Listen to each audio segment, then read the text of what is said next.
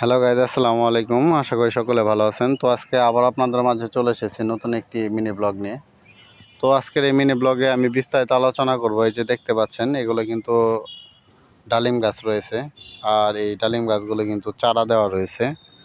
আর এই চারাগুলো কিন্তু বিক্রয় করা হয়ে থাকে। তো দেখতেই পাচ্ছেন, এই যে এটা কিন্তু ডালিম গাছের কিন্তু চারা।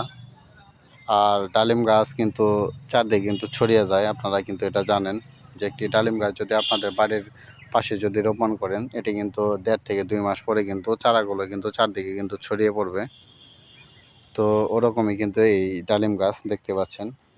আর এই ডালিম গাছগুলো কিন্তু এই বাগানে কিন্তু চারা দেওয়া হয়েছে, দেখতে পাচ্ছেন। আর এই চারাগুলো কিন্তু বিক্রয় করা হয়ে থাকে, এই ডালিম গাছগুলো। তো এখানে কিন্তু প্রায় 1 শতক জমির ওপর কিন্তু এই ডালিম বাগান কিন্তু করা হয়েছে। তো এখানে কিন্তু প্রায় 100-র উপরে কিন্তু গাছ রয়েছে।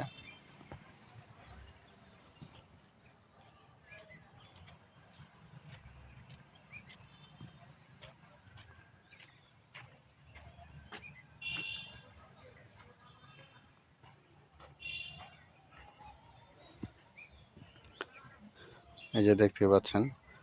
আর এই যে এই ডালিম গাছগুলো কিন্তু কলম দেওয়া ডালিম গাছ। আর কলম দেওয়া ডালিম গাছগুলোতে কিন্তু অতি তাড়াতাড়ি কিন্তু ডালিম ধরে। আর এখানে কিন্তু আমার বাগানে প্রায় 100-র উপরে কিন্তু ডালিম গাছ রয়েছে। তো বন্ধুরা, যারা ডালিম গাছ আপনারা নিতে চাচ্ছেন, তারা কিন্তু অবশ্যই আমাদের হোয়াটসঅ্যাপ নাম্বারে নক করবেন। আমার দেওয়া হোয়াটসঅ্যাপ নাম্বার নক করলে কিন্তু আপনারা এই ডালিম গাছগুলি কিন্তু আমার থেকে সংগ্রহ করতে পারবেন।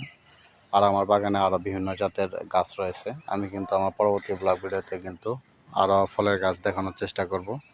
তো বন্ধুরা, যারা আমার চ্যানেল নতুন সদস্য রয়েছেন, যারা আমার চ্যানেলটিকে এখনও সাবস্ক্রাইব করেনি, তারা এখনই সাবস্ক্রাইব করে রাখুন। তাহলে পরবর্তী ব্লগগুলোতে আপনারা নতুন ধরনের ফলের গাছগুলো দেখতে পারবেন। তো সকলে ভালো থাকবেন। আসসালামু আলাইকুম।